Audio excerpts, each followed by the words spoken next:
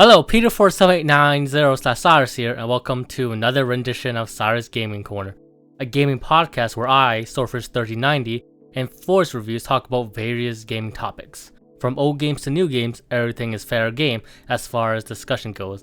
And for today's episode of Sirus Gaming Corner, we're continuing the discussion we had from last episode, where we were talking about various games of the Tales series. And for today, we're probably going to talk about Tales of Vesperia, Tales of Grace's Elf, Tales of Xillia, and then Tales of Xillia 2. And then next episode, we'll probably finish off the discussing Tales of Vesperia, talk probably about Tales of Arise, maybe talk about Tales of Hearts R, and then just probably our ending thoughts on the series overall. But for today, it's just Vesperia, Grace's Elf, Xillia, and Xillia 2. So, how are you guys this evening so far? Going well. It's good to be back on after a little hiatus. What's going on, everyone? I say it's like a month and a half or 2 months. Yeah, I don't know. yeah. Well, Schedule's kind of conflicted. On basically what happened the last time we tried to do this recording. Basically, technical issues. Mm-hmm. Yeah. Not in the cards that day, no. So, I guess we should get straight into it. Tales of Vesperia. So, what are you guys' thoughts on the Tales of Vesperia? I like it a lot. I think it's one of the better Tales games. I think it holds up really well. I think it hits all the right notes and doesn't really do a whole lot like wrong. And even its like bad points, I think, are pretty much just minor chinks in the armor and nothing really game breaking. I mean, it's pretty standard Tales fare. Like, it doesn't really break any new ground in the series, but it does what it does really well, and I think it like hits all the right beats pretty.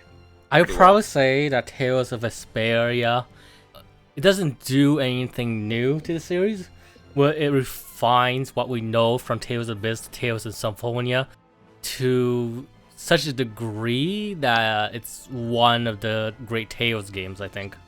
Mm-hmm. Well, Definitely one of the best in that style of game. It's like it's the best Team Symphonia style game in the series, I think. while I have not beaten the game myself, I would say that I think it's probably the better looking Tales game. Aesthetically, the cel shaded graphics tends to allow games like that to age better. Of course, I've only played maybe like 4 or 5 hours into the game. I only have basic understanding of the combat and in the gameplay and all that, so I'm not gonna have a whole lot to say on it. I would just initially say, I guess I'm not blown away by the game just because I haven't really beaten it. But I'm not saying I dislike the game. It's just I need more time to play into it further. So I think for this portion, I would just say that I think the game's okay. This is just a personal opinion, but just the voice acting of what I've heard, while it's not bad, I do think it's kind of stiff. Just because of the way the game was made, I don't think it's inherently horrible. Yeah, I don't really have any dislikes with the game. I have no issues with the game. Like, there's nothing inherently wrong with it. I just need more time to play it. I just think the voice acting is a little stiff. The little cut scenes they have for like the dialogue when they're talking in the boxes or whatever. You mean the voice skits? acting is good in that. It's fine. You know, there's no like inherent animation issues you see, but I do think the dialogue, the banter of when they're talking like that is pretty good. I think that's probably the highlight of those older Tales games with those little box conversations they have. I mean, there's still skits in the current Tales games too. Well, there's skits in them, yes, but I think those older games charm because they've always have been around. It helps. There's more banter in this game, I feel. It seems a lot more lively, I guess. Other than that, I don't have any issues with the game. But I think for now, I'll let the other two talk because they actually have beaten it. And that's pretty much all I'm going to say on the game for right now. As far as completion goes, I played through the original Tales of Vesperia on the Xbox 360, but I haven't really played much of the PS4 version.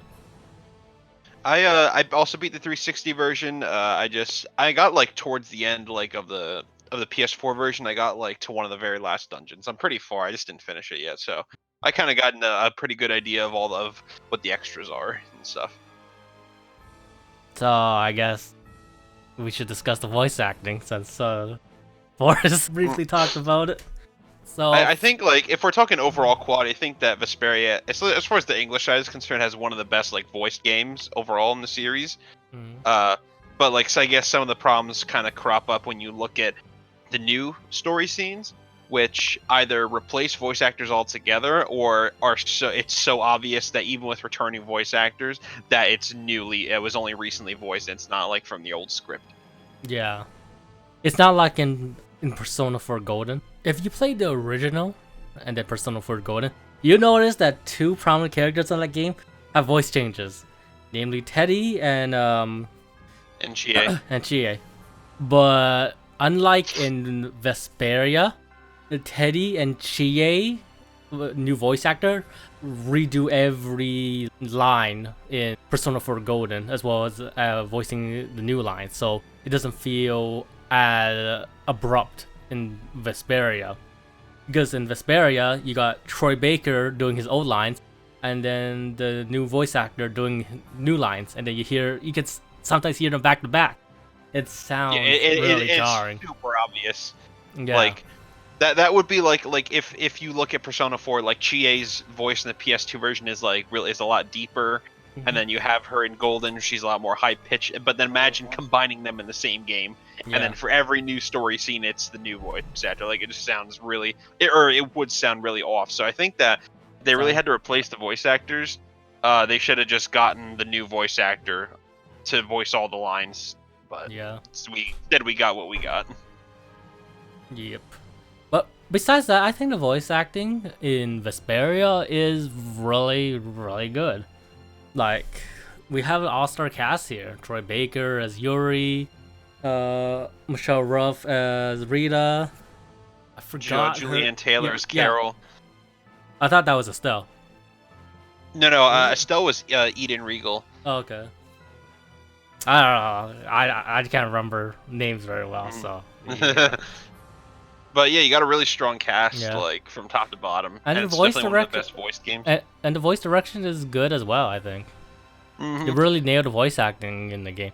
The only thing that's iffy in the overall presentation is probably like the actual cutscene animations.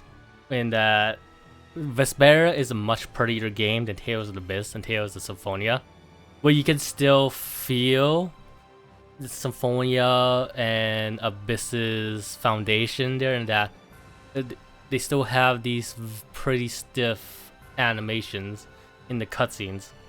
In battles, the animation looks great, but in cutscenes, it looks pretty stiff sometimes, I think. Yeah, it looks relatively dated as far as animation goes. Like the cutscenes got a lot more dynamic from Xillia onwards. I mean, even Grace's F, there was a lot more movement. Yeah, great. Yeah. Like, I mean, because Grace's F, like, there are stiff cutscenes when it's just like the normal cutscenes, but it does have like the kind of the full motion videos too that Vesperia. And then you see the fight scene in Xillia too, between Luger and Victor. Oh, that was the fight choreography. It's like, is this even the same series anymore? Yeah, it doesn't feel like it. So. But like, yeah, overall, the Vesperia is a very beautiful looking game. I think we cannot understate this, that Vesperia is an extremely beautiful game. The cell shading they done in this game is just immaculate.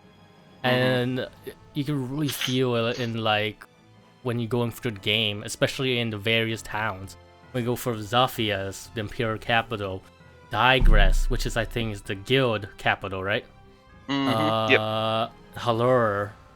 And even the new like every town, location has a every location, whether it be a dungeon or a town, has like has its own identity. Yeah, and I don't know, it's just still up to this day one of the prettier Tales games. Cutscene animation might not be, but the overall presentation, in terms of like the visual style, is top notch, I think. Yeah, the anime cutscenes were okay too. Not the best I've ever seen, but they were fine. And this is like before Ufotable did Ufotable, every Tales game now. It's like Mhm. from Xillia and onward, it's just Ufotable. It's just Ufotable, yeah. Who's doing every anime and opening cutscene, opening animation. Which is good. Which is good, but Yeah. at least we won't need to see the war. Like in Tales of the Abyss, it has one of the worst anime cutscenes I've seen. The war, right? The war, yeah. Oh god, that was hideous. That was like... It's like you compare that cutscene to the war anime cutscene done in Xillia. It's not. I don't even think it's the same. Not even the same universe. Yeah. Overall presentation, the Tales of Vesperia gets A+ from me. And it has pretty good soundtrack too for Tales Yeah. standards, anyway. Yeah. The battle tracks I think are great. Like the Yuri and Flynn battle track. I forgot the name now, but I think that sounds great.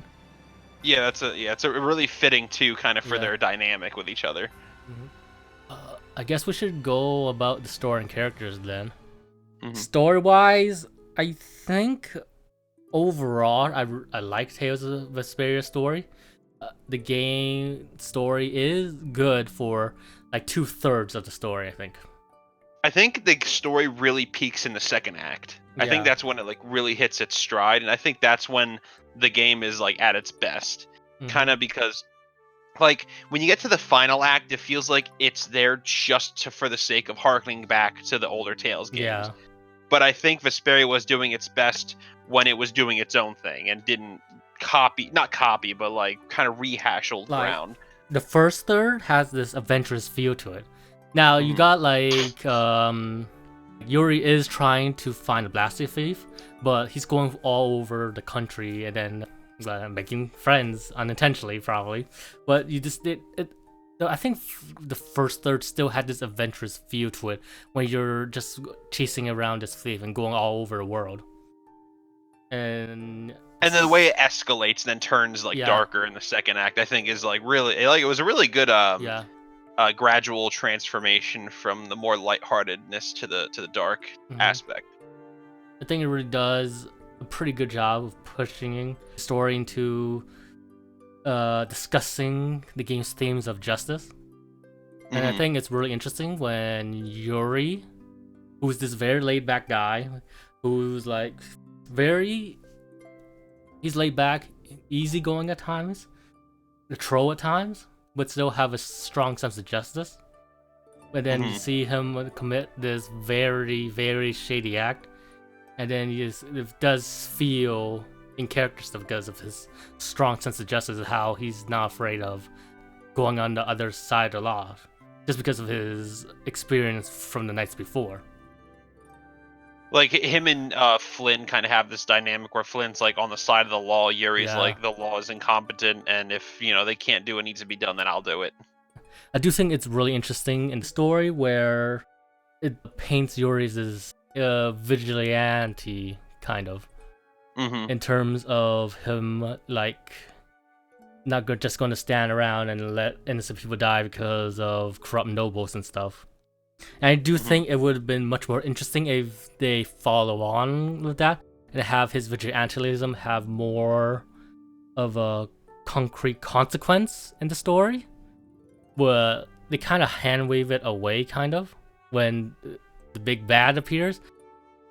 Yeah, like it doesn't really become about the vigilante thing anymore. It's Yeah. like more becomes like a world-ending crisis, like a lot of Yeah. RPGs do, which Yeah. I think is kind of a shame because I think the vigilante part was like the best I aspect think of like the story. yeah, I think it was really interesting when you see Yuri and Flynn having their own sense of justice and how they go off on each other on what their sense of justice is.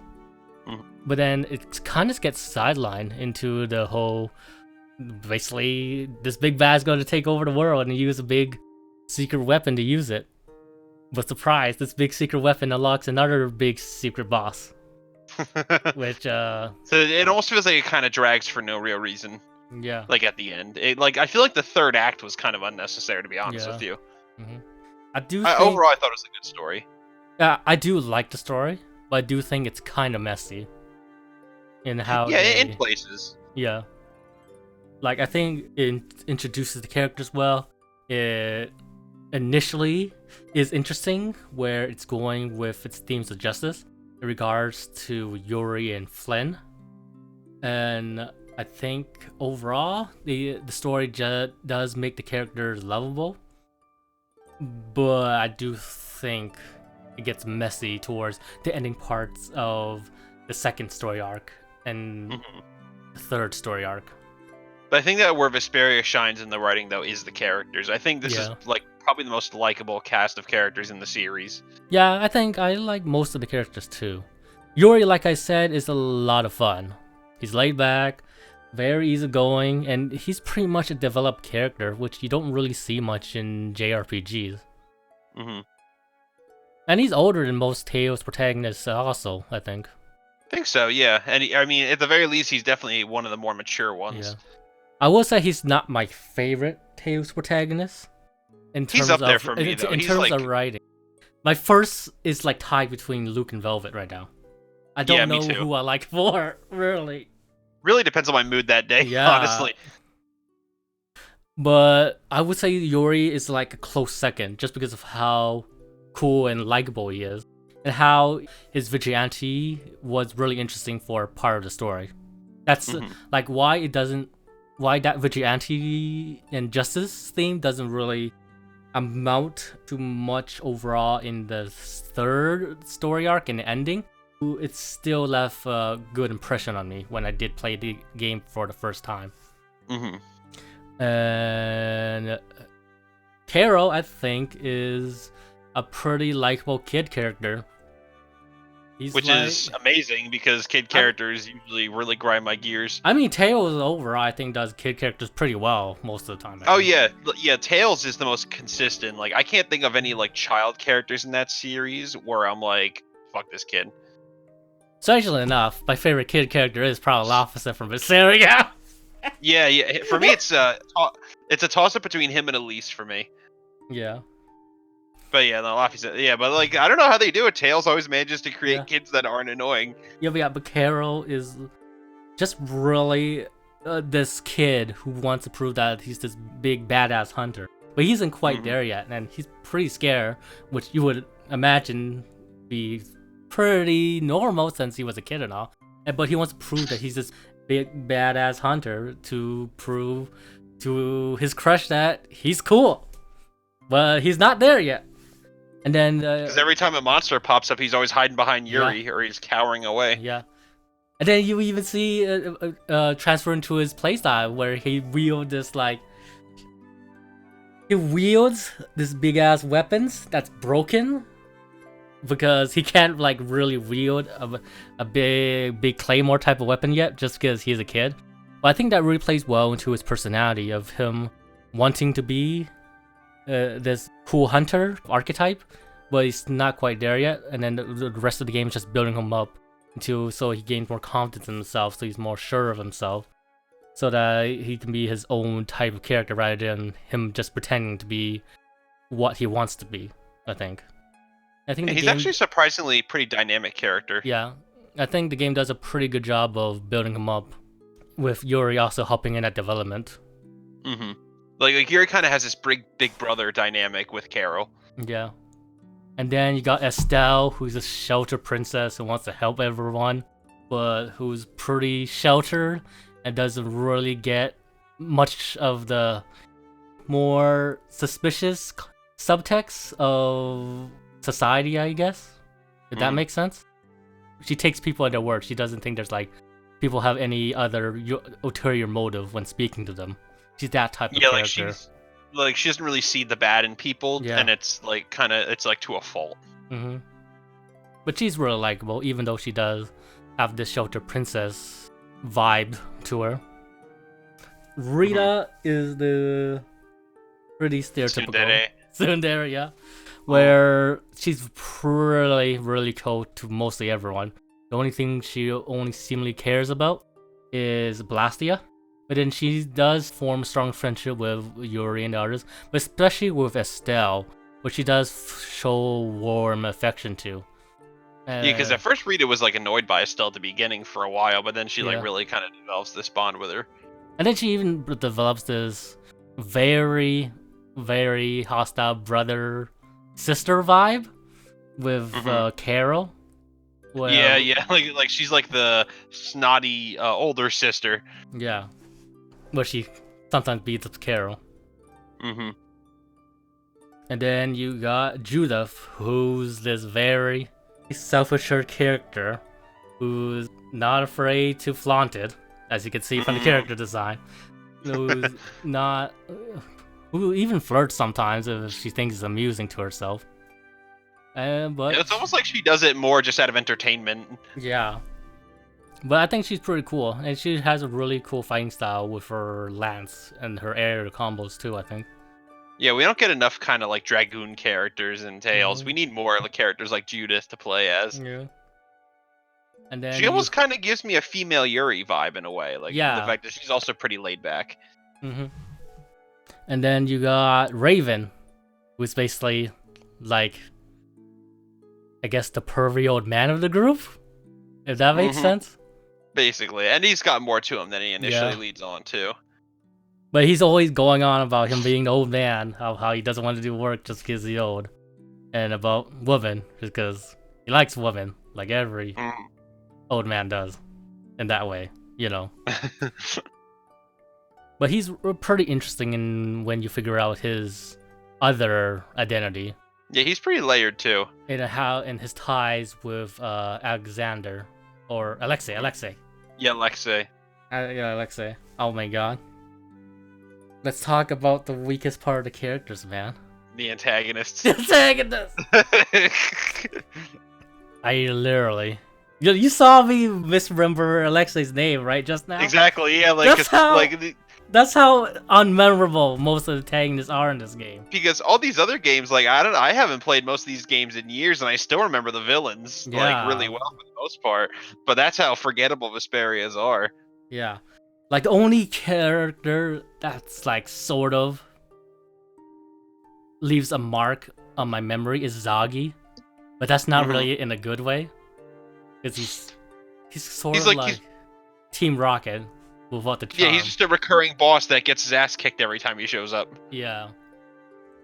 And yeah, I just think the villains in this Vesperia is just really, really weak, I think. Like, I get that they're villains and you're supposed to hate them, but they're not layered. They're all just I want to take over the world. Like I want to dominate like the biggest memorable part of Virgo is how he gets offed. That's basically it. Yeah, his final moments. He's not layered. He's just an evil politician just for the sake of being an evil politician. Alexei, and there's just nothing to him. Alexei just wants to take over the world because he wants to take over the world. The game never really builds up these characters as anything more than just 2D supervillains, basically. Which is a real shame because, like, for the most part, the Tales games really delve into kind of the psychology of the villains, and then a lot of them tend to not be evil people, just misunderstood or misguided for the most part. There's like really stark contrast. I don't know like why they went this way and made all these villains like Disney cartoonishly evil villains, and that I don't know. Like you can have a character that's evil and reprehensible, but like you could still have them be layered and interesting, and Vesperia's villains just aren't. So it's really, really disappointing. Like I don't mind throwaway villains just being cartoon 2D villains. But when your big bad in the climax of the second story is just that and not really layered at all in any interesting ways. It's not even like I don't need every antagonist to be sympathetic or even that deep. I still need them to be entertaining though. Like Hazma from Blaze Blue is the most irredeemable piece of shit you will going to ever see in a video game. But he's just a lot of fun to watch, just because of how evil it is, how much he like psychologically tortures or trolls people in the Blaze Blue games. You don't really get that in Alexei. He's just, I'm gonna take over the world now. I want to take over the world. I'm gonna use this big super weapon. Like the most interesting part of Alexei is with his relationship with one of the captains in the Imperial Army. Mm-hmm. The captain of Tweedle A, Tweedle B. Oh But- yeah, I forgot what his name was, but Yeah, but that's basically it. And that's more a boon towards the captain rather than Alexei himself, I think. right. But yeah, character-wise, like the main characters are really great, I think. I think Antagonists, Vesperia's like main cast feels like a family. Like they really, the chemistry and banter is like Yeah. just so organic and natural. But yeah, Tales of Vesperia, main protagonist, really good. Antagonist, not so much. Yeah, they just Oh yeah, I guess we should talk about the overall gameplay then. It's basically a very refined version of the Tales of Symphonia or Abyss combat engine you've seen. I would probably say that Tales of Vesperia feels very restrictive at the start, due to how much they lock away the combat system under skills, I think. Mhm. Would you agree with that? Yeah, I'd say so. Like, it doesn't really feel like there's much to it at the beginning, but as you go on, and you get more arts, and you can lengthen your combos with the skills from equipment, Yeah. and you get like burst arts and things like that. Like, it becomes like such a very surprisingly complex combat system, much more than there is. In Like the there's past like at the end of Vesperia, there's like some crazy stuff you can do in Yeah. Vesperia with you being able to chain these elaborate combos together. Because along like just like the other Tales games, you do have base arts and arcane arts, but on top of that, you also have burst arts and altered arts, which can like really you can create some super awesome combos. And then like unlocking some skills allows you to unlock chain together some arts you couldn't before. And then it's really like Tales of Vesperia just gets crazy in terms of combo potential. Like it just like Symphonia and Abyss are just like put to shame from like in comparison. I think that Vesperia's combat is the best of that style. Like it's the best combat up to that point. I'd probably say Tales of Vesperia has the best combo potential in the Tales game so far. And adding that, every character feels unique and are relatively fun to play as. I mostly just play as Yuri, but I did found myself having fun playing most of the characters, I think. I do like Judith's fighting style. Yeah. I think that's pretty Like cool. Like, Judith, she has like Judith has probably the hardest fighting style. I think her like Dragoon style, combat style. If you've seen the combo videos with Judith, it's pretty insane. yeah, like it's something else. There's like so much to it once you get to the further parts of the game, Yeah. and it's just a blast to play. Yeah, but I will say that the starting parts of the game can feel really restrictive, just because of how much stuff is hidden beneath skills. Like you can't even use items on other party members until you get the item thrower skill, I think. Yeah. I remember Abyss had that too, which I also didn't Yeah. like really. I don't under. Yeah, I didn't really think that's necessary, and it just makes combat harder, but not in a good way. Not in the way that it should challenge you. Like it's just becomes. Yeah, it's not a good feature. I think that's all for Vesperia. Overall, I think it's a really good game. It's probably the best Team Symphonia game for me.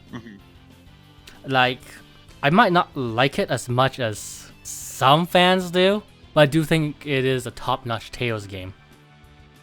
Definitely one of the better contenders for sure. Yeah. I guess we should continue to Tales of Grace's F. Oh boy. Oh boy, is this one controversial? This is probably gonna be pretty controversial, but I like Tales of Grace's F as much as I like Vesperia personally. It's a pretty close toss-up for Yeah. me. It depends on the day whether I like it more or not, I think. Like this When you is say a depends on controversial the one, day, and I what don't really specifically do you understand. mean? Like it's needlessly controversial. Like I don't even get it. When you say it depends on the time of day, what is it? Like, is it depends on where you are in the story? No, it just depends on my mood. It's like how I get sometimes I like my favorite character is either Luke, or other days it's my favorite character is Velvet. Just depends on my mood. Well, you know what really affects that game is the whole friendship is magic thing. I mean, sure, sure, it's kind of heavy-handed, I guess.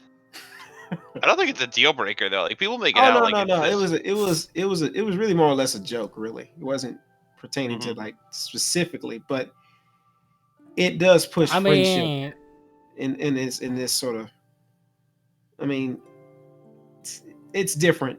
It's not like the game they discussed before with Vesperia. In no way, shape, or form they even come I close. wouldn't say it's really friendship is magic. Since like Tales of Vesperia isn't like Persona, in that your friendship gives you power. Hmm. It's basically just like a motivator, mostly. Yeah, like I don't think it's quite as heavy-handed as people make it out to be. Like Yeah. it's there, don't get me wrong, but like I don't think it's as blunt or definitely not game-breaking as Yeah. people kind of make it out to be. Like, is the story corny? Yeah. But I Sure. still think it has its appeal, I think. I think it's a pretty good story for the most Yeah. part. I think it's pretty solid.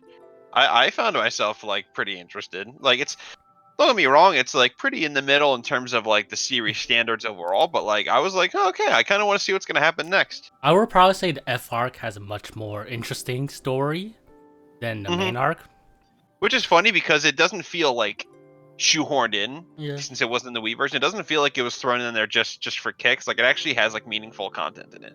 Like, I think the most interesting part of the main story is how things have changed drastically from what was established in the childhood arc. I think. Mhm. Like, in the childhood arc, Asbel, Cheria, Hubert. Richard, Hubert, they're like really close friends. But then come like their teenage years, and you see all these characters have strained relationships with each other. The only exception is probably Richard and Asbel, but that's Mhm. going to get strained later on.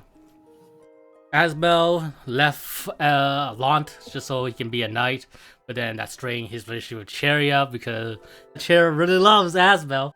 But Mhm. Asbel's like the typical dense protagonist that doesn't really get it until the F arc where he gets really, really flustered about Cheria, which is pretty funny. But yeah, and then you see Asbo and Hubert relationship getting strained because of what their father did, of how he got sent away, and then how Hubert thinks he wasn't as valued as Asbel, I think. Then Yeah, he held a grudge against his parents yeah, for just basically shoving out like selling him off more or less. yeah, and I think he had like I really think the coolest transformation. yeah, and then you see Asbo getting like driven from Lant by his brother. I think that entire conflict is really interesting. I think the conflict where Richard gets more and more unhinged is interesting too, especially when you fight that random soldier in one of the dungeons, which slashes Richard, and then Richard just go ballistic on him. And then Hmm. you see it again when he kills his uncle Cedric. And what really gets me is that I think Richard is a really good antagonist, and that you can see where he got so antagonistic as he does, just because of all the shit he has to endure because of his uncle wanting the throne and just poisoning him and just basically trying to stealth assassinate him, and Hmm. how he keeps getting more, I guess, deranged and more susceptible to Lambda's Like provocations influence. and influence as time goes on, just because he's sick of this shit, man. Hmm. And I think Lambda himself is a pretty good antagonist too, in that you see Lambda's backstory of when he was first discovered in the I forgot the planet's name, La Stella, I think. Fodra or something. Fodra, yeah, Fodra's core, Hmm. and then how you see him getting raised by his foster father. That looks strangely like Hohenheim from Fullmetal Alchemist. Kind of By the does, way, yeah. yeah.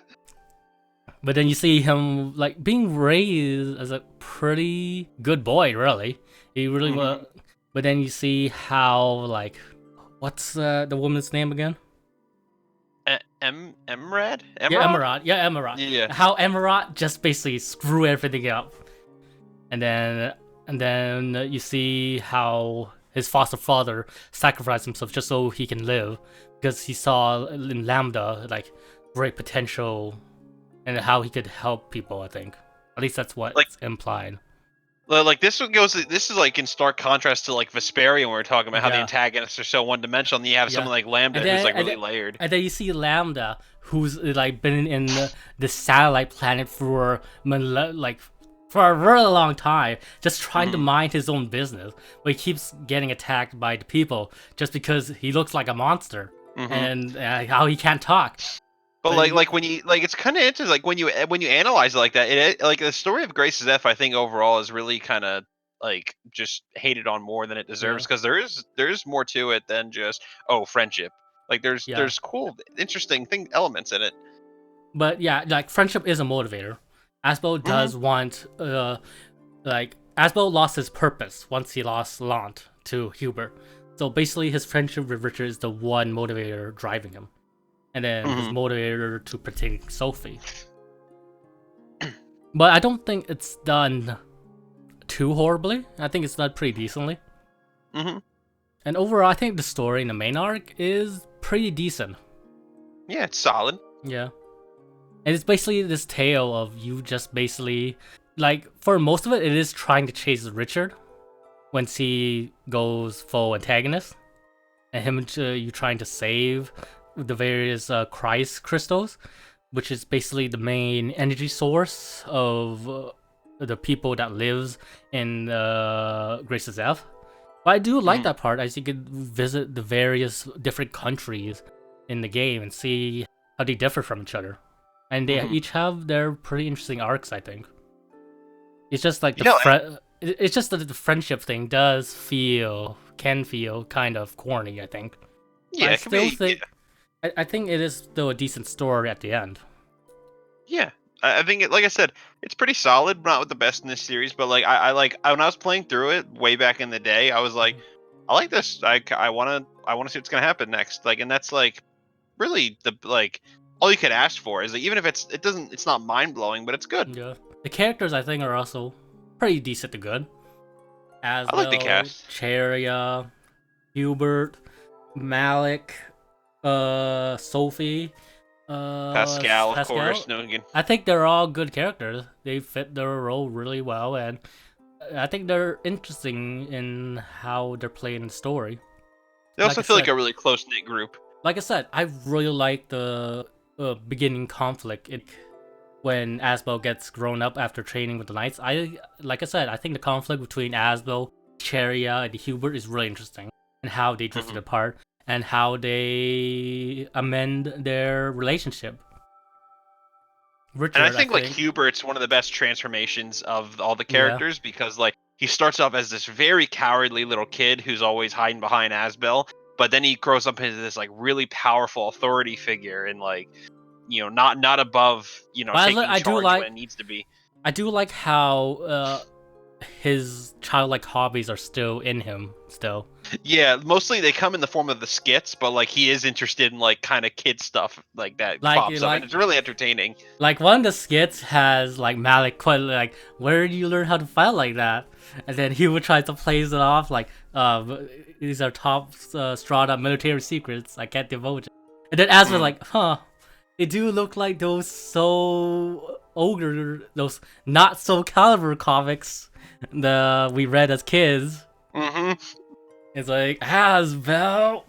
Then he gets like really flustered and embarrassed, and it's just. I think the skits of this game are great.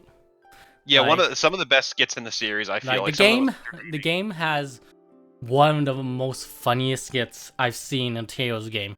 And most of the skits is just really fantastic, I think.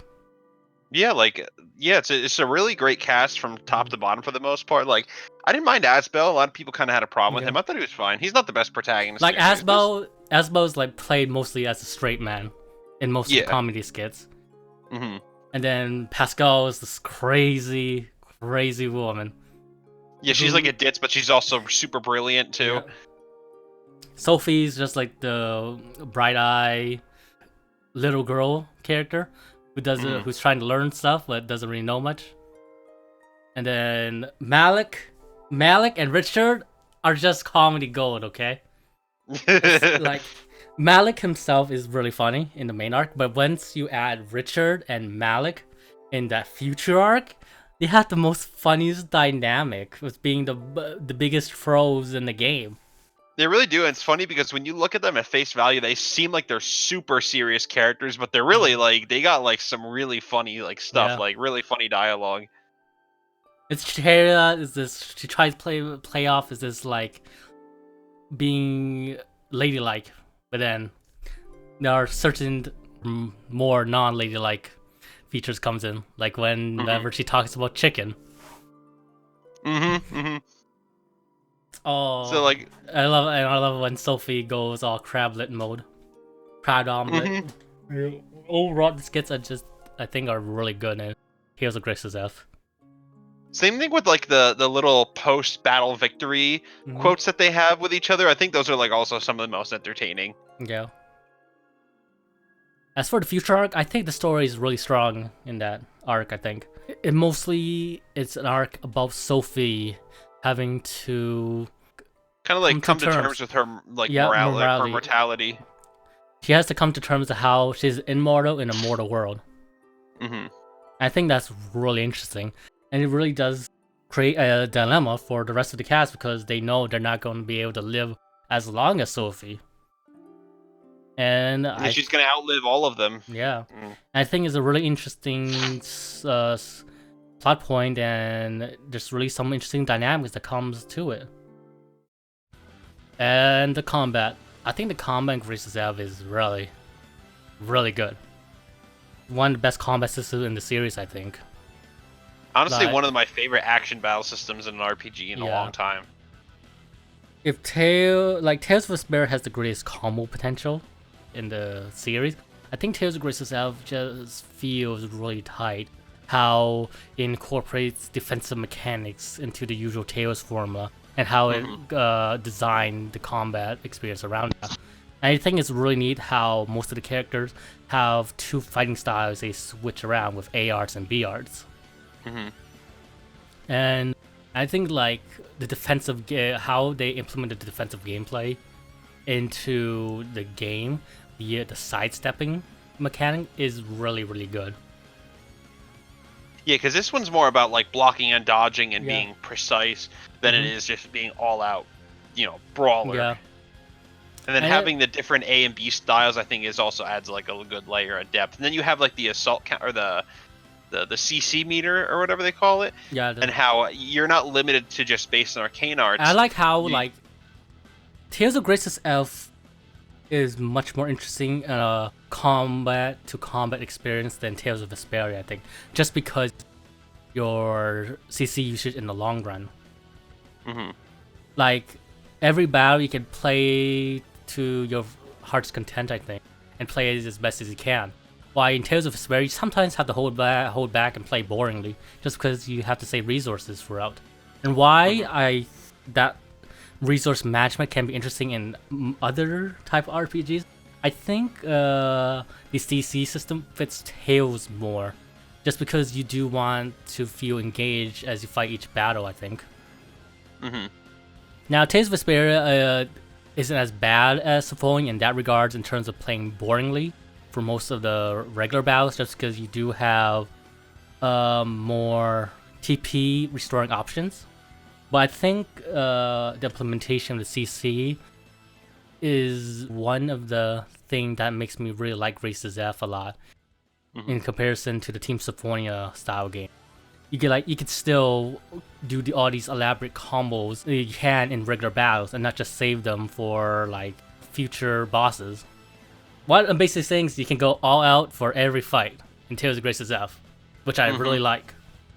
And it's not like there's no resource management. There is, just because you do have to be careful how much CC you have and when you have to block or back away so you can see your CC can return. or what type of combos you're going to do, just because doing certain combos to the certain enemies will restore CC if you hit their weaknesses right. There's really a lot of complexities to Tales of Grace's F combat system that does make it really interesting to play through, I think. And I think like the removal of TP in place of the CC meter, I think, was an interesting shift, because I feel like you're more focused on that meter and not so much on like, oh, I used too many arts, I got to heal my TP meter. You know what I mean? Yeah, I think it's just a much more interesting resource management system for Tales game to have. It gives you more, it makes you think more on the fly, I think, rather than just TP. Oh, you're like, oh, I ran out of TP, time to restore my TP. Why in games with the CC system, you really do have on-the-spot decision making to make, like, oh, do I still continue this combo, or do I use the remaining resource management to dodge out of the way, and something like that. And I think that's really interesting. And like I said before, I do like how you don't have to hold back in normal battles in Grace's F and future Tales games like you do in the Team Symphonia games. I'd also think that Grace's F has a pretty interesting crafting system in terms of Elf Mixer. I like that. That's basically the new form of cooking. Yeah. And it almost kind of sort of feels like the Gambit system in Final Fantasy 12 in the sense that you can prioritize like what cooks when, because it's all auto. Like, okay, when your HP reaches this threshold, this dish will cook in an Elf Mixer, or well, stuff like that. Like, there's a lot of micromanaging and mixing and matching of different dishes in the Elf Mixer. And I think, and you could also like synthesize items in the Elf Mixer, if I'm remembering right. Yeah. So it's a really nifty little thing that I like a lot. I think it was a really good feature. I think Tales of Grace's F also has one of the best progression systems via the title system. Yeah, that's like the cream of the crop of like skill leveling systems, I think. Like so customizable, so many options. It just offers a great sense of progression. It's a really well done system.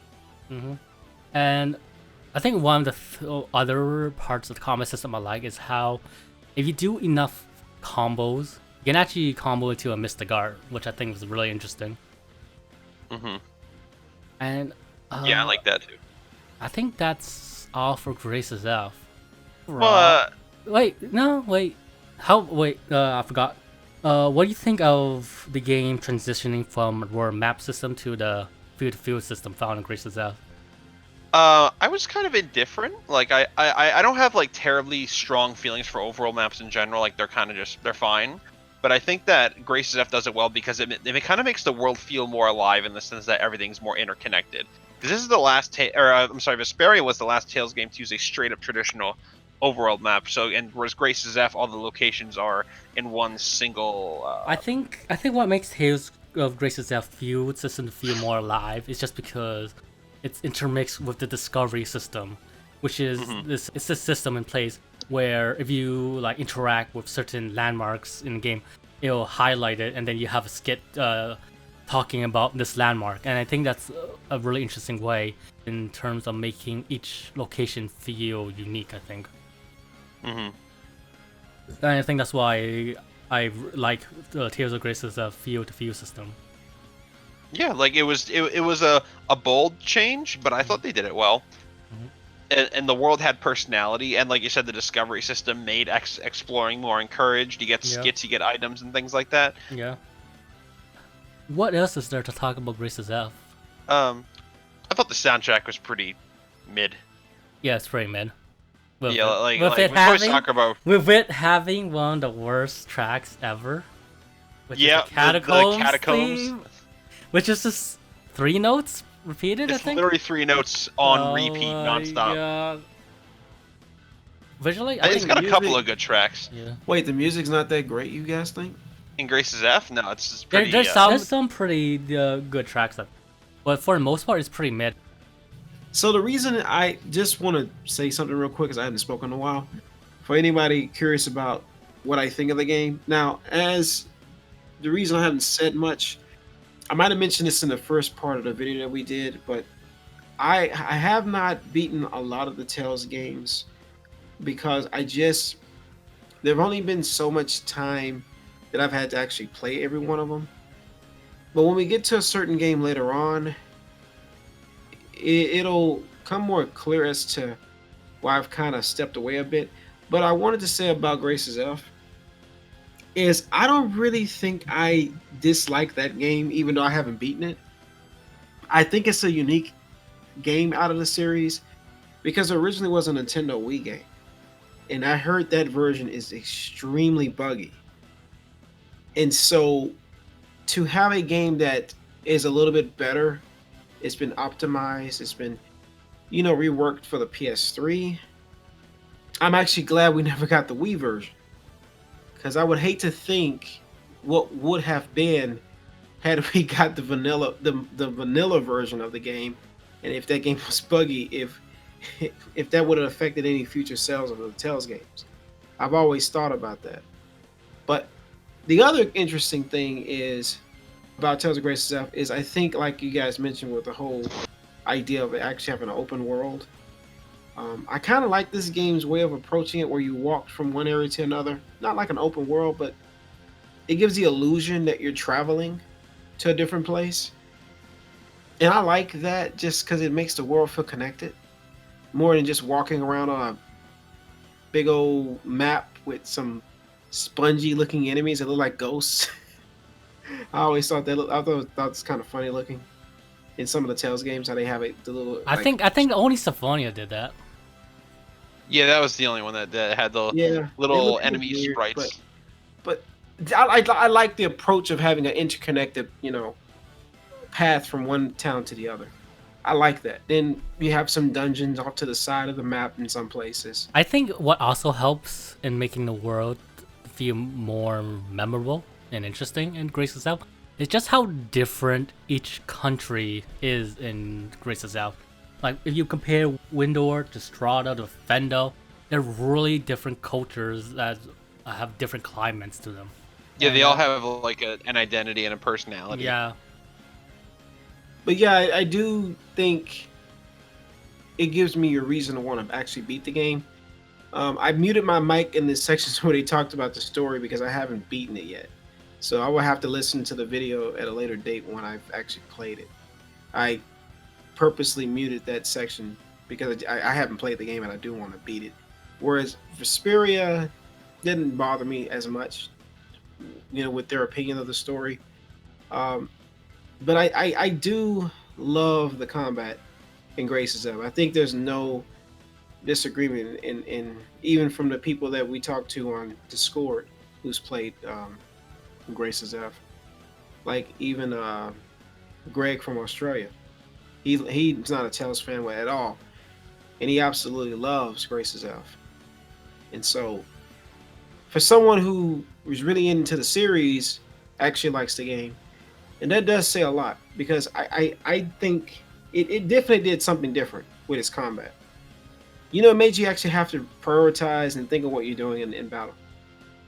Kind of like how some of the future games has more of like a action-y approach to it in a way. This makes you really think a lot more about your offensive and defensive capabilities. You just can't go gung-ho in the game and expect to win. You have to really think. But I like that about the game, personally. But that's really all I have to say about it because I know I haven't said anything about Grace's F. I think the voice acting in the game is okay. I love the graphics, the graphic style, the art style of the game, and overall, I think it's a classic Tales game. I think when you look at the others, I think it does hold its place. It would a good game to play on the PS3. What's one really cool part of Tales of Grace's F? It's how this is mostly optional content, but you can fight your party members in Grace's F of Asbel. I think that's really cool. Oh, that's right. You could. There's like discoveries too, and then you could be like, "Oh, Asbel, I want to challenge you to a duel or something like that." You fight Hubert, fight Malik, you fight Sophie as Asbel, and then there's a segment where you're controlling Cheria and fighting Pascal, just so she'll take a bath, because Pascal really hates baths. Mm-hmm. Yeah, I think that's it. But I think it's really interesting how they let you fight party members in optional content, when that's not usually the case in most Tales games, or really in most RPGs, really, I think. Mm-hmm. And I think that's all about Grease's Elf, I think. Yeah, I think we covered just about everything. There's probably one more thing I can talk about Grease's Elf. I own a Tales of Grace's Elf GameStop poster. Do you really? That's awesome. Yeah.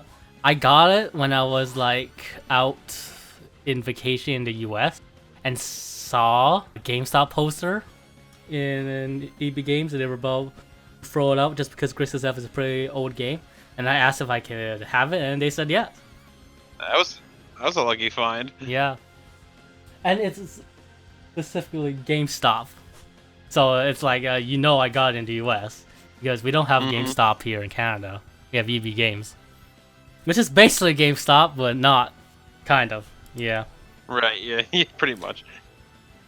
Overall, I think Tales of Grace is a really good Tales game, and it's, I think, right up there with Vesperia in terms of quality. I think. Mm-hmm.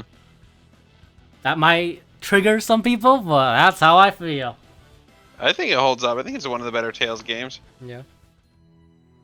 Okay, Tales of Xillia and Xillia 2. Now, I think this is a game that Forrest can also talk. So, right?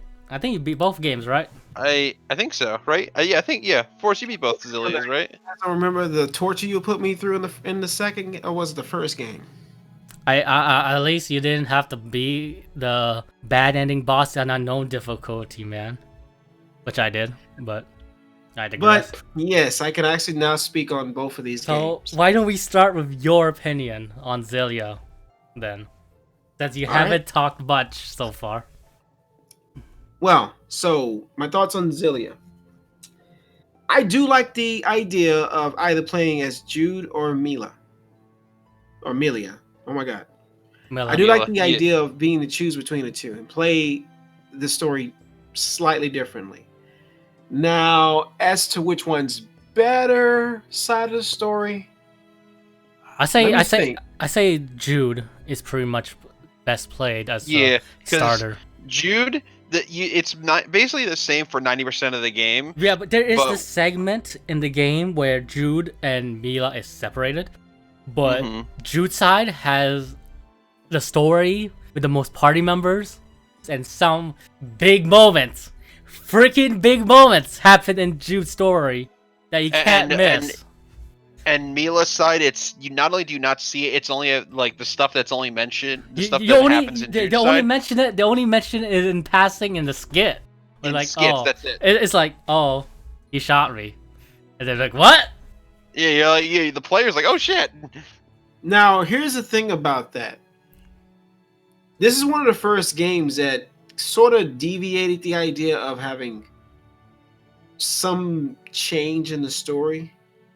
But if you're just playing it for the most part through till you get to that point, you would literally say, well, I don't really see a point of having two separate characters. I don't really see what's changed. I would say through you wouldn't know that. Because I know some people would say, oh, it's exactly the same game. That's kind of one of the things I liked / disliked about the game. Because once you find out that's really the only big avenue of difference, I mean, is it worth playing through the game just for that cutscene you missed if you played as Mila versus playing as Jude? Is it worth going back just to see his side of the story? Or just look it up on YouTube? I guess that's kind of the first thing someone who's probably never played the story or is hearing this now would probably ask themselves. You know what's the most worst way? How they kind of botched the two storylines? It's in Mila, and when they go shopping in this city, and then one per character dies, and you see this character's death in Jude's side, but Mila's side, after the whole debacle, you know how they show him he's dead? Just text, Clive is dead. Yeah, like I think when you sit down and look at it that way, I really think it should have just been like, instead of a character selection, just have it show both sides. Like when they split, have it as Jude, then jump to Mila. Yeah. Well, see, that's really the first. I think true discussion about this game is should it have been approached to where, say, what game did this where you play this? So I'll give you a good example. Have Suikoden 3's I approach of where each chapter you just jump to a different character, you play the story. They're kind of tied symmetrically to what's going on in the story, and you get to see kind of like the events happening at the same time, but just sort of, in a different spot. But I think, how would they have done that? Because you got to realize if they're together, or rather, you're saying when they're split up, right? Have it where it plays between the two at the same time, instead of having the game. You play the whole game where it's the same story until they split up and then it's separate. See, that to me is what I think affects the game's replayability. Is because had it been more streamlined to where you didn't have to play both characters just to see those small snippets of change, I think the game would have been better for it. But I don't know. I guess I'm mixed on it looking back on it now. When I first played the game, I think we had discussed about which story should we play. Because I think I played Mila first. I think I was the Oh boy. I think I was the one originally. You guys played as Jude. I think I played as Mila. I think I had chose to play the girl first because it had, it was different. It was something different, And boy, was it was a mistake I ever made. Because I heard you guys talk about these cutscenes back then. And I was like, did I fuck up? You messed the best cutscene with Jude. Well, little did I realize. Little did I realize that Jude's story was better. But I think that's one of the things about Xillia is if you're going to play this game for the first time, just strictly off of which story is done better, play Jude's side of the story. Just look up any parts of Mila's campaign that's different, which isn't very much, but it's better just to play the better story. Then replay the game, just see a couple of snippets of cutscenes. It's not worth that, personally. My other opinions about Xillia, I think, will come down to the combat. It's very much more of an action-y combat experience, sort of back to the norms of what the Tales games sort of known for. With the exception of the fact, I think it can be a fun time. It's addicting at times. You get kind of into it. You get down to the combos. You get down to all the different spells and things like that. Like the game can be a lot of fun, especially when you play it on hardest difficulty. Like Peter mentioned earlier, playing on Nightmare. The game is unknown is the hardest difficulty. I'm sorry, unknown. Yeah. So my thing about Xillia is the stuff they added in that allows like finding outfits and stuff in the world. Allows your character to look different and look just kind of goofy in the game. I know I went off topic there, but I don't really have any complaints with the combat so much to say. I do think it gets kind of repetitive, just a bit, just because so much stuff happens on the screen and you just kind of breeze through it.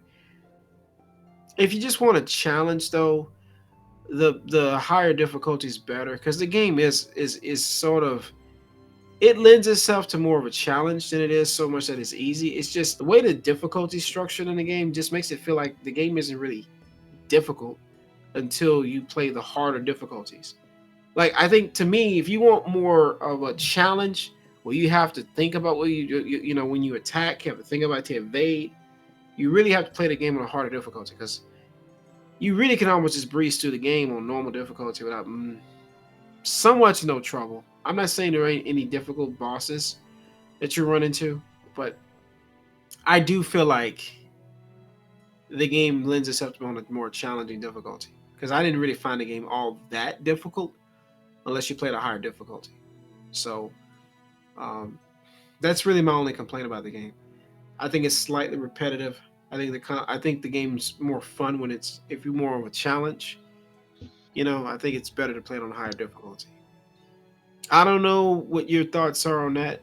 Do you guys feel like it's a decent challenge at normal difficulty, or do you think I haven't played the game with normal difficulties. I wouldn't know. I played it on hard. I played on normal for a while and I thought it was too easy, so I put it on hard. So you do understand what I'm saying by it being normal, it's too easy. I felt the same way because I even at times would raise the challenge level because the game just felt very easy.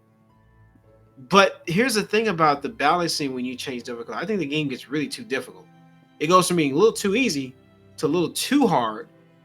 I don't know. I never felt hard was too hard when I played through it. Well, Peter, you're Peter. How about you, Sword? I played most of it on hard. Like, I thought normal was too easy, and then I popped it up to hard, and I thought it was a pretty decent challenge, but still not that hard, honestly.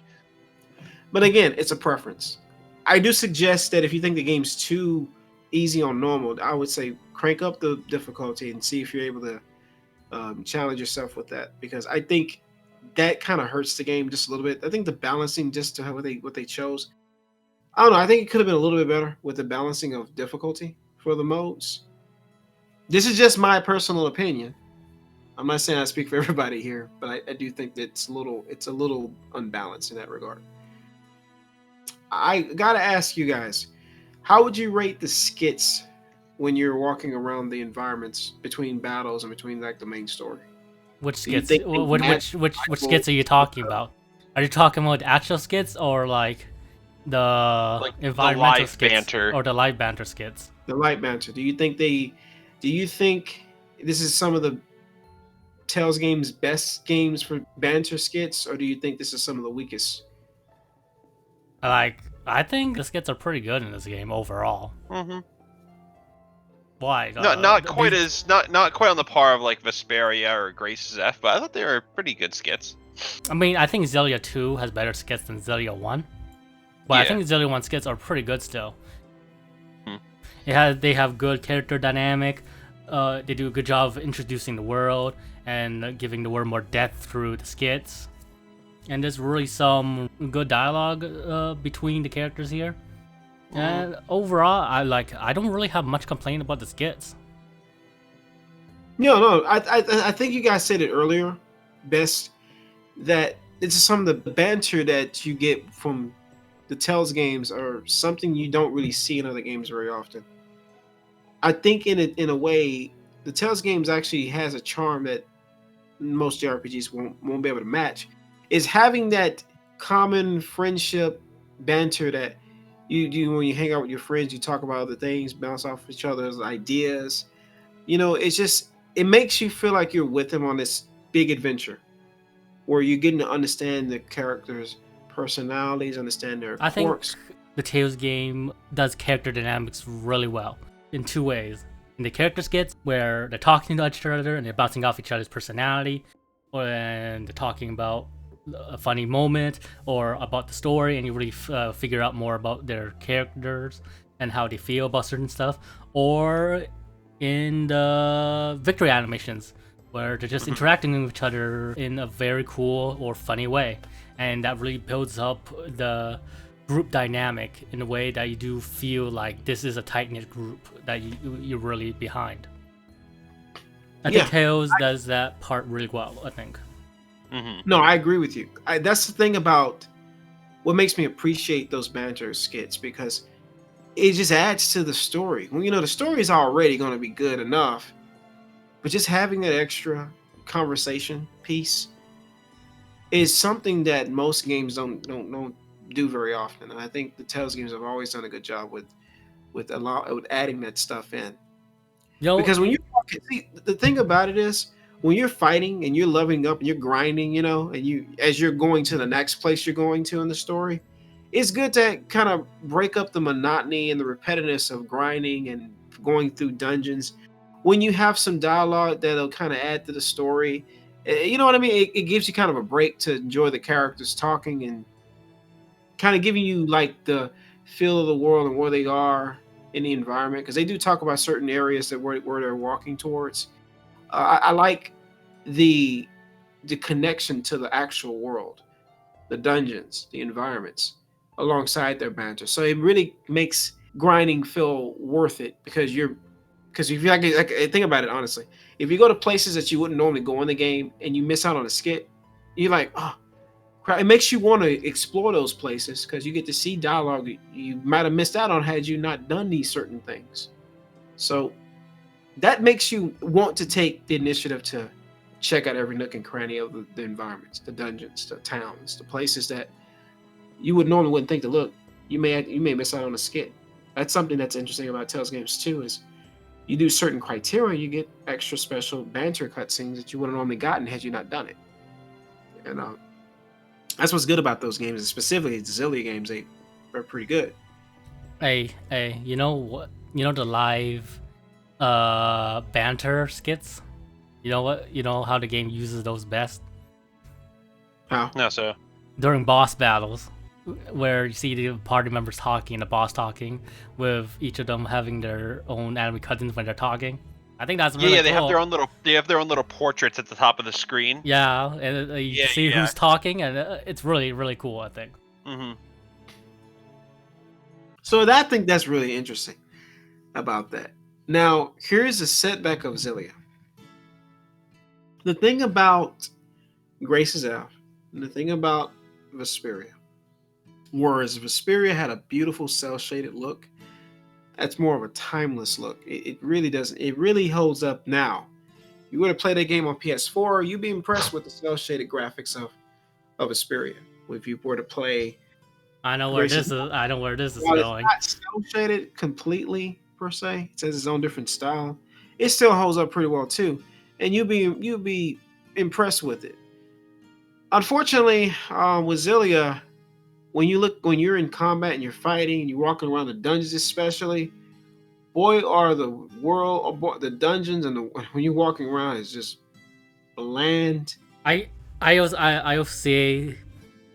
think this is in retrospective in terms of judging the Xillia graphic engine like that, because when it first came out, I thought it looked really good.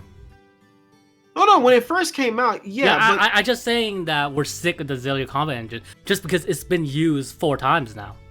Yeah, well, more the graphics engine, because the combat's because otherwise, it's just honestly, it doesn't look that impressive. I thought Vesperia looked better, and Grace's too. Yeah, and that's exactly what I'm saying. Like even Xillia 2. No, just those two I think I will say this: Xillia looks great when you're in towns, when you're fighting, when you're in some dungeons. What looks worse at when you're going through the fields, because the fields are really, really bland. They're bland, and they're just palette swaps of each other. Yeah. Now here's the thing. And going for the sea havens as well, just because the sea havens are just basically the same thing. We said earlier, right? When you look at Grace's Elf, you get this nice, rich, beautiful, interconnected world where you're walking around, you see the environment, like you mentioned before, how it changes based on where you are in an environment. You know, it matches to the aesthetic of the next place you go to. And I thought that was brilliantly done, in fact. And even in respect of Vesperia looks good. Yeah, it's a big open world you walk around in, but there are the dungeons when you go into dungeon areas and like the little forest area that you have to go into for that certain boss and all that. That looks great. Like, I think when they tried to be creative and make this big, this is a new engine they were using. It was an upgrade to the previous game. While they did do a good job with the towns, and while they did a good job, I think they did a fantastic job. I mean, Fenmont looks pretty boss, man. Fenmont, I think most of the towns looks good in this game, especially when you go to Olympias. I think Olympias is a cool place. Well, no. Especially like the dead-looking field, I think is really impactful, even if it is still kind of just a bland field. It really sets the tone for like the story up to that point. But see, that's the thing. Like, I just think looking back on the game now, it hasn't aged quite as gracefully as the other 2 games. Yeah, that's because of the field designs. No, I get that, but it's just, it goes to show how, depending on the type of engine you use, will either age better or age worse. I don't know. Part of it is that it has aged, but part of it just because we're sick of it. Tales games have been using this graphic engine constantly. Okay, from how long have you Xillia, used this graphic engine? Xillia 2, Xillia 1, Zestiria, and Braceria. They've been using it for the past 4 games. For mainline titles. The same engine as Yeah, it's just a bit upgraded, but I think it's the same graphical engine still. It's just upgraded a bit. What about Zestiria? Yeah. Same. I never even thought about that. Huh. You know, you're right, actually. They haven't really changed the engine much, have they? I guess therein lies the problem. Why I probably will never go back to Xillia 2. Just because, uh, just strictly speaking, the dungeons. If you guys have never played or even seen gameplay of Xillia, if you're watching this video right now, the dungeons are very bland. They're probably some of the blandest dungeons in most of the Tales games, if not the most. Nah, I didn't thought of that of the dungeons when I first went through it. I mean, you're not gonna be like, "Oh my god, this is terrible" when you're going through the dungeons, but you will notice they're not like amazing at all. Like at some point, like how Swarm mentioned, palette swapping colors. That's for the Just- field design, not the dungeon design. Huh? He was talking about the field design. I don't think he's talking about Oh, no, the dungeon I'm design. sorry. I said that, I meant the fields. Yeah, they look. That's what I meant. Bland. Oh my The God. fields are bland. Well, the dungeons are okay. I don't have a problem with the dungeons. I mean, some are better than others. But the field is like when you're going from one town to another, you're walking around these fields. They do look pretty. They're bland. They're bland. I thought there's a lot of. That's another thing about this game. It's big. I don't know if you guys agree with me, but it's big because when you get to like towards the end of the first game, you realize there's more to this just one side of the continent. There's a whole nother side that gets unraveled in the second game that you kind of semi get to mess around with in the first game. You realize how big this game really is. It isn't just one game. Apparently, it was supposed to have been 2 games in one, but the game was so big it got split into 2 games. Just because of like how massive the game is. I think the game was content was cut just because they didn't have enough time to add everything in Xillia 1. But that's the thing. Like, imagine just if Xillia 1 and 2 were combined into one game. Holy crap, would that game be long? It's insane how like big this world is. It's huge. It's big. I mean, and a story behind how they kept the other continent from being like they couldn't travel to the other continent, right? There was no way they could just get on a boat and go across the water, right? Like I don't remember exactly. I hadn't played it in a while, but there was no way you could get to the other continent, right? It was kind of. Well, what do you mean by other continent first? Do you mean Olympios or Ojrul or the? Not the world you start on, but the other world. Oh. You couldn't get to it normally, right? No, but then you do get a portal, which lets you teleport between the two So at the end of what the was game. causing this barrier to you couldn't see the other continent? Who put up? See, I hadn't played it in a long time, but did they ever explain how that sort of barrier came to be? Yeah. Explaining the story. Okay, can you enlighten me, Peter? Because I forget. So basically, Olympias, like, the world was dying just because Olympias was using a lot of Spyrix? Yeah, Spyrix. Yeah, Spyrix, which is basically technology that allows people who don't have mana lobes to use magic. But the offset to that is that they basically kill spirits. Maxwell wasn't having it just because he think that would be the end of the world. So he got people with mana lobes, put them on this gigantic island, and then used his spirit arts to close off the island. And then that's why there's this barrier between Olympias and Riza Maxia. So they separated themselves because of that ordeal, right? Maxwell separated them, but yeah. He wanted, like, he thought eventually the people in Olympias would probably die off, and then he would just open the barrier again. So they would reopen up the world to Rize Maxia if they're ready down the island. Yeah. Of course, that didn't happen. My memory's a bit fuzzy, but I think that's the general gist, right? I'm pretty sure it was. There's something along those lines. I mean, my memory's pretty hazy too because I haven't played it in many years. But I would assume though that didn't quite happen. Those people still survived somehow. Yeah, they infiltrated the barrier, and got The into reason Riza they Maxia. traded Teresa Max was to steal resources, right? Sort of, yeah. And that kind of. So here's the thing. I guess I should ask this question: if we're talking, since these both games are connected extensively, would the combat be connected extensively, or What do do you you mean? think they are different in their own right? Zero 1 and Zero 2 are pretty different combat systems, I think, even if they have the same base. Mostly because of Luger, though, for the most part. Like he adds Even quite a bit then, of nuance.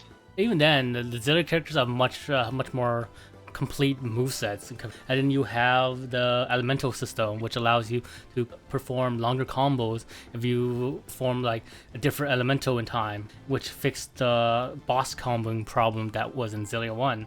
Where in Xillia 1, if you do too many combos, the boss is just going to break out of that. But in Xillia 2, you can do the more elaborate combos and bosses now, as long as you do the right type of combos. And there's like a lot of other stuff in Xillia 2's combat system that isn't in Xillia 1, I think. It's like, I think, like, calling Xillia 1 and Xillia 2 the same is like calling Abyss and Tales of Vesperia the same, kind of. Yeah. Or maybe to a lesser extent, but around that threshold. Mm-hmm. Just because Xillia 2 expands a lot on Xillia 1's combat system. No, that's how I feel. Yeah, no, I could see that.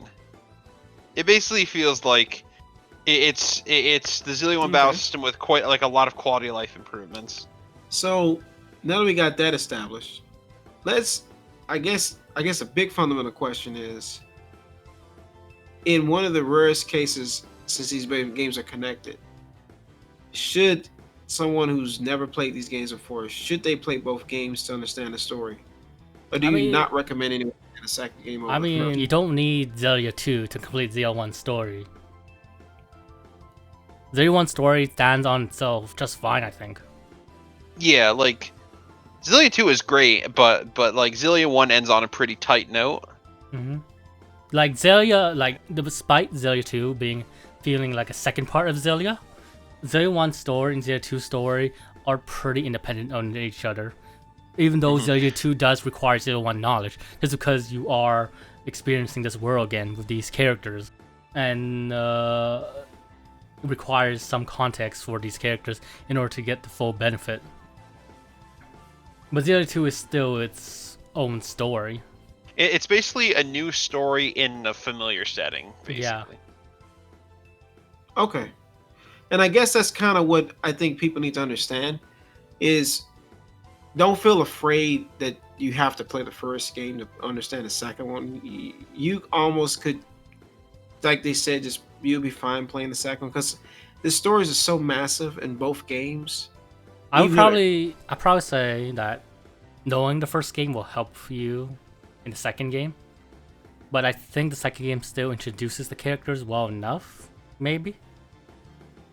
Yeah, I think in a way they do a good job of introducing them to a new audience while retaining the audience that played the first game. Doesn't feel like, oh god, they're introducing like I've never talked to them or seen them before. What's interesting though is the fact that you're no longer controlling Mila and Jude as the main character, even though they are there.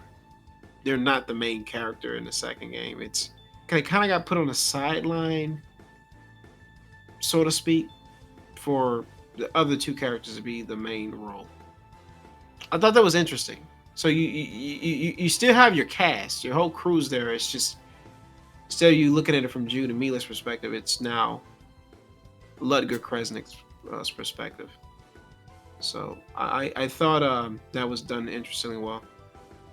I really overall, man, the game is so. I know I'm gonna keep saying this, but the game story is so massive that there's so much in the story that I haven't played the game in a while. That if I were to play it now, I would be like, oh my god, I forgot all about that, or I forgot all about this, because there was so much to remember, so much that the story brought to the table. Yeah, it's a lot of fun. Like, I just remember enjoying the game. I had a lot of fun playing Xillia 2. I think I had a lot more fun with Xillia 2 than I did with Xillia 1. What part of the game was it that you had to raise money in order to progress? That was 2. That's pretty much most of 2. Oh god, I hated that part. I forgot about that. Now you don't eventually have. You don't. At some point, you don't have to no longer do it. I know you can do it. Like you can actually pay it off if you really wanted to. And you get an alternate ending for doing so. Mhm. Huh? You get an alternate ending for paying up your debt. I never saw the alternate ending. What actually happens? You go to a hot spring with the Ah. girls just enjoying their times and the guys inside Tipo. That's really cool. Not for It's the basically a guys. joke Not ending. not for the guys. Yeah. Well, I mean, but still, do you think it's worth doing the debt just to get that alternate cutscene? I mean, sure. It's just a bit of grinding. It's not like you have to start the game over again. It's just paying off your debt. It's a big debt, though.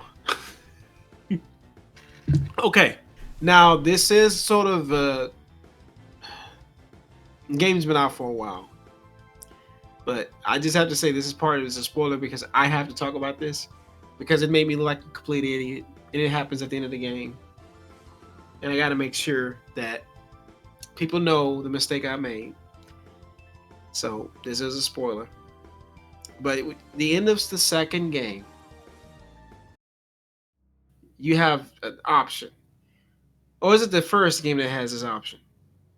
Is the second game where you can either kill off everybody, or is it the first game? The second game, right? I don't Yes, remember. wait, say this again? That's the second game. The second game is the only one with alternate endings. Oh, right, okay. So I was playing the game at the end of the game, and they was suggesting me to select the options to get this different outcome.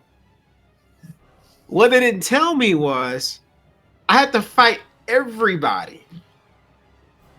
The cast from the first game, you fight all of them, and you essentially go against their wishes, and you kill every one of them, and you don't progress to what you're supposed to do. You just kill them off. You say "F you," you just kill everyone, and that's it. That is possible in this game where you can just kill off everybody and just say, "I'm not listening to you," and you move on. When I played that, I was like, is this real? Is this happening? Like in that fight, you fight Jude, Alvin, Elise, and Leia. You fight those four first, and then when you kill one of them, they then swap into other characters, which is then I think Mila, Muse, Gaius. Yeah, guys. Is there one more character I'm missing? I feel like I'm missing one more character. Oh, no, wait. They also switch in Rowan too, I think. Mhm. Now, I must be honest. You know what's the most trickiest character to fight in that one? Who? Gaius. Because not only he's already a boss character made to a player character, so he's a pretty already badass. But then he has the skill reflect, so yeah, you do damage to yourself the more you hit, so you have to be careful how much you hit him. Mm-hmm. I was gonna say like the game, like it's difficult until you get to him, and it is just downhill from there, unless you really know what you're doing.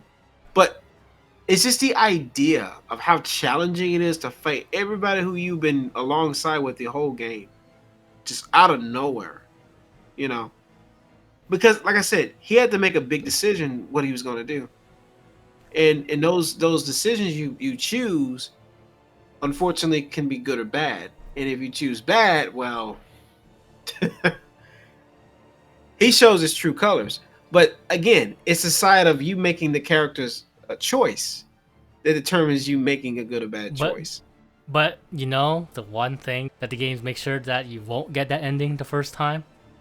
What's that? The fact that they tell you, "Are you sure? Are you sure? Are you freaking sure? Are you freaking sure? Are you fucking sure you want to go down this path?" Yeah, it tells you over and over again.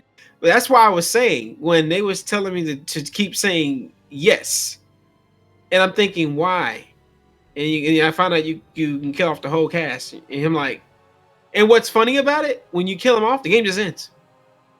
It just ends. The game just like that's it. Just ends. That is it. I was like, that's it? The interpretation, which it really is an interpretation, it's the fact of you kill everybody. Like, just straight up. You just Uh, kill them off. I You mean, say, you know what? I'm not listening to you. This is it. you basically turn to Victor.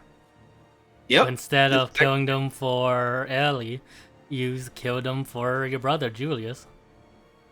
Yeah. He chose family over everything else. But here's the thing about that ending though. When you see when you see what leads up to that fight, you can kind of understand why if you chose that path, you'll understand. Like when you play the game, you'll understand. Like if you wanted to go that route, there's some real hard truths that unfolds. So it kind of makes the character he has to make the ultimate sacrifice or go against the sacrifice. And I kind of like that about Xillia 2's ending because that's that option. I don't know if any other Tales game had that option where you just kill off the whole cast and just be like, I don't care anymore. I'm done with you. I've never played a Tales game like that. I do like Xillia 2 a lot more than the first game because of that reason. Just because that option is there. You know what I mean? Just because it's there. But man, I had a lot of fun with Xillia 2. I like Xillia 2 a lot more than the first game. I just thought it had more charm to it. The banter was so much better. The not the dungeons, but the world walking was still bland, even blander because you're in the other place. But however, you do get to go back to Rize Maxia in the second game. So I mean, you get to kind of go back and see other places and do other things. It's just a fun time with Xillia 2. I do like that Xillia 2 is darker. It's one of the darker Tales games. Yeah, it really is. It's very dark. Yes, it very much is. I guess the thing about this game's combat, do you guys think it's more balanced in the second game? Do you think they made it a little more challenging than the first game? On normal difficulty? About the same to me. I never played the normal difficulty, so I wouldn't know. So Peter is the kind of person that takes the challenge to a whole nother level. I don't know. I just think the hard is the difficulty to go for most games nowadays. There's a reason I don't do the hardest difficulties. I break controllers if I can't. I don't do the hardest difficulties. I just put hard mode as the default difficulty most of the time. I mean, even on hard mode, I feel like I'm gonna break the controller. I guess I don't have the patience to do hard on every game. I think I've only done it on a couple of them. Like Persona 5 Strikers, I'm just gonna play it on normal. So I'll play that in hard mode too. Yeah, I'm good. I am okay, but no, I mean, what's to say about Xillia 1 and 2 as a whole? I mean, I think they're fun games to be had. I think the stories are really interesting and intriguing, and like Sword mentioned, the second game is more darker than the first game, just because of all the build up to what the reasoning behind that is really interesting. And the story is a little more out there than the first game. I think it's a lot. I think it's a little more out there too. Like it's kind of it's good in a good way. Yeah, I really had a lot of fun. I think that's actually when I started trying to getting into Tales games more. When I played Xillia 1 and 2, I really tried to get more into the games because I kind of missed out on a lot of them. It can't make up for Sentinel and Shirley and Sentinel. If anybody knows what I'm talking about. But yeah, I like Xillia 2 and Xillia 1. So is that all your thoughts on Xillia 1 and Xillia 2 for us? Actually, no. There's one last thing I forgot about. Is we didn't actually talk about the characters, but and I think Sword wanted to mention on that a little bit. I think the Xillia cast is honestly one of the better casts too. Like I think they kind of have a really good dynamic, and the skits are really entertaining. Not quite as good as the Vesperia or Graces skits, but they're pretty well written and entertaining. And I think the characters really have good chemistry with each other. And like when it comes to like Jude, I kind of liked how he's like really down to earth and kind of takes everything in stride. Mila is like this really strong like warrior type character, but she also kind of has this like childlike sense of wonder with the real world because she's new. She kind of everything she's experiencing is new to her. And like even experience of hunger, just because she had the 4 great spears deal with all that Yeah, stuff. or like there was even a skit where she was actually starting to get a fever. She's like enjoying it because she's like, oh my god, the human body is such a cumbersome thing. How do you humans do this? Like things like that are really amusing to me. And plus, then Xillia has a child character that I also don't hate. Elise, Yeah, she's adorable. like, she's shy, she's very withdrawn, and she but you can see that she still does want to make friends with other people. But then you see Tipo, who's really this rambunctious little thing that just blurts out whatever. But then you realize like that the Tipo is just another facet of Elise, and I think that gives Elise much more dimensions. Just because you see how Elise just blurts out what she's really thinking, which is Yeah, really it adds cool. like a sense of tragedy too, because she thought Tipo was her friend when all Tipo really is doing is just echoing her own thoughts, and that's Yeah. about it. And you see how tragic Elise is, just because Mhm. of how much tragedy has come into this child's life, with her parents having been killed, and then how her one friend that she thought that's her friend, is it really her friend anymore now due to Not even Tipo sentient. being and then you have Alvin. Oh my, Alvin. Alvin is another can of worms, I think. Hmm. Now, Talk about like betrayals. like every Tales game have a traitor in the game, I think. Yeah, the they- most part, Every yeah. Tales game. I think Berseria is the only one where the traitor doesn't really matter. Hmm. But yeah, but I think how they did the traitor character in Xillia is really interesting. In that, like, Alvin appears very. He feels like a cool character, you know? How he doesn't really how he goes with the flow, and he's a mercenary type of character. You know, that type of archetype, right? Yep. Hmm. But then you see him like betraying people left and right, and then the group lets him in because it's like, now how do you feel about Mila and Ju and the rest just letting Alvin tag along? I'm really curious how you guys feel about that. Well, when I found out what he truly was, which is way later, I think they really trusted him, even if they knew something was off with him. They knew something was suspicious about him. I still think they gave him a chance because he really did seem suspicious to me. But at the same time, I think for them as a core group, they knew he was essential to what they were striving for. I would I probably say that. they kind of knew they needed him, and I think he knew they needed them, or he knew he needed them. So it was more like I scratch your back, you scratch mine kind of character. Like he's essential in a lot of ways, even if you knew there was something going on with him. He was a necessity and an accessory, basically. And I kind of like that about Jude and Mila and all the rest, accepting who he was even after the fact. You know, I think they grew to like him as a character. They respected him, even though, yeah, he kind of lied about things and covered up things, was hush about things. I think they were able to not accept what he did, how he did it. I think they, in their own way, just sort of understood why he did it and then moved on from it. But I think the approach, the way they kind of did things, was good. I liked it. I think for him being sort of that character, I and for how the characters felt in the game, I think it flowed well. Sword, do you think that kind of way, or do you think a little differently about it? Say that's about me, to be honest. I think it was still done well in terms of how the party handled Alvin. Just because, like, for most of Alvin's betrayal, it's always helped up the group in some way. Even though it seems like it wouldn't. Yeah, like nothing he does is The malicious. the only true betrayal is what happens after Mila goes reincarnation mode. Oh And yeah. I think that's the Yeah. only true betrayal. But even Yeah. that betrayal is one he didn't really thought through. It was like in the heat of the moment, I think. Yeah, But even then, they were able to forgive him. But Even that, they were still able to forgive him. I mean, it took some effort, I think Alvin is really interesting in that he's a character who goes back and forth between sides, not ever knowing where he belongs, I think.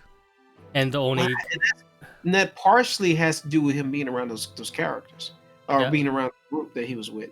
and then you see him realizing like where his place is among Mila and June and the rest. Mhm.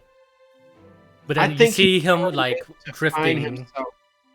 I think he was finally able to find who he Yeah. really was towards the second game. I think he finally was able to see where he belonged. But Ultimately. you see him drifting, all forfeiting because he doesn't really feel as a place to belong, I think. Yep. And I think that's what the game's trying to emphasize.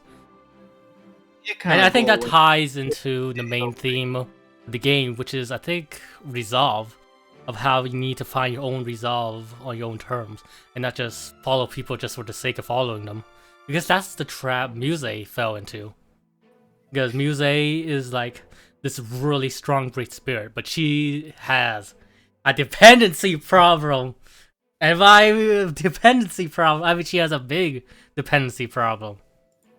Like when she loses Maxwell, she like goes into this like deranged rampage, and it isn't until Gaius kind of takes her under his wing where she starts to kind of compose herself. But she's like she's nowhere near as mentally stable as she She's appears to even be. then she's still dependent on Gaia.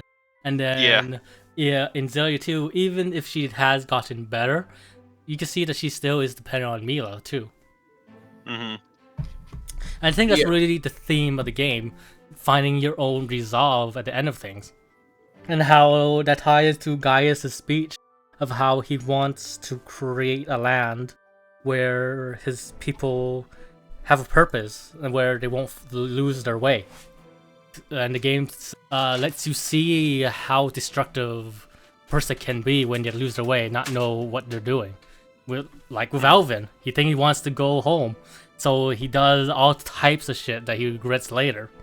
And with Muse, where she's totally out of control and destructive, and because she's following what she thinks what Maxwell wants, but then she gets more deranged because Maxwell is not talking to her because Maxwell is figuring out what's going on with Mila, why she's doing this stuff she's doing, because that's not the mission he installed in her.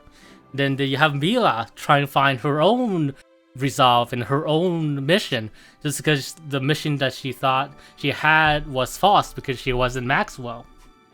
And then you have Elise, where she has to find a way to live without people and be her own person. And then you have Rowan, who's already is a man who has like lost his way due to running away from like reining in his old friend, who is the king of Rashagal or something like that? yeah, Or Rashagal, yeah. was it? Yeah. Yeah.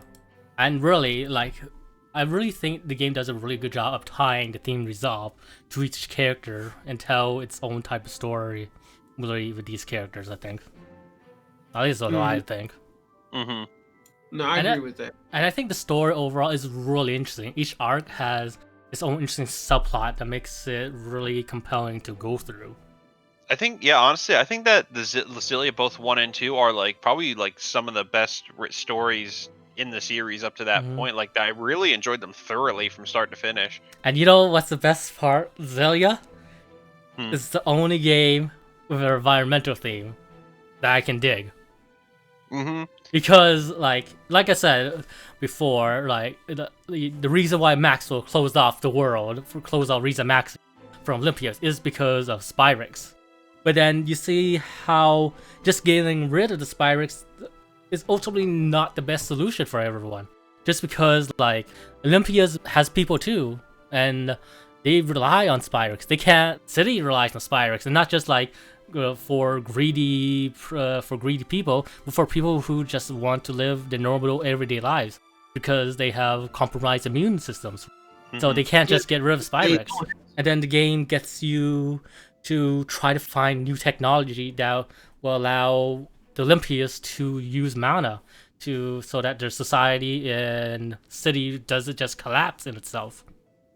And I think that's really smart because it's saying, like, it is an environmental message mixed in there. It's saying that sometimes you have to find a compromise. You know how in most environmental films, it's just like technology bad, nature good. Mm-hmm. But in this one, it does show how nature and how you have to find compromise because technology does have Its place. it has its place in the world and how it can help so much people. But yeah, I think it's really smart in that way too. But yeah, overall, Yeah. Xillia, I think, has a really good story for me. The only problem is that it's rushed a bit in the third arc. Yeah, like you could tell that at that point they like ran out of time, and they kind of just like wrapped up everything as quickly and as well as they could have in that time frame, because like Olympias is hella small. It's like there's one town and like two like two dungeons and like two fields. It's very, very tiny. And I think that's why Xillia 2 is good too, because it expands on Olympias a bit. Mhm. But like once you get to the last arc of Xillia 1, it feels hella rushed. As for the gameplay, I think I really like the combat system found in Xillia. Now, Xillia's combat system is a mix of Team Symphonia, Team Destiny combat system, sort of, with it still having a TP system, but within it they add like an AC system, right? Mm-hmm. And the AC system is basically the meter that determines how many actions you can do in a single combo chain. And I think it's really freeing with how you can do whatever combo you want in Xillia 1 and Xillia 2. Like in Symphonia, Abyss, and Vesperia, like there were limitations to what type of combos you can do in terms of like base art and then arcane art and then, you know, that sort of stuff. But in Xillia 1 and Xillia 2, you're free to combo whatever moves you can do. Now, not every move will combo to each other, and you still need to learn the properties of each move. But there is a lot of more combo flexibility found in Xillia 1 and Xillia 2. And I think that's really cool. And another cool part of Xillia 1 is that, and Xillia 2, is that the combat system is a lot more faster and offensive compared to the other Tales games, I think. Xillia 1 introduced like certain mechanics that allow each character to stand out. In Jude, that's his like flash step mechanic, where if you dodge in time, then you can get behind an enemy and then combo them. Leia's is like if you dodge in time, I think, or do something, then her staff enlarges. I can't really remember most of them now. It's been a while for me. Alvin combines his gun and sword, which allows him to do stronger versions of arts that way.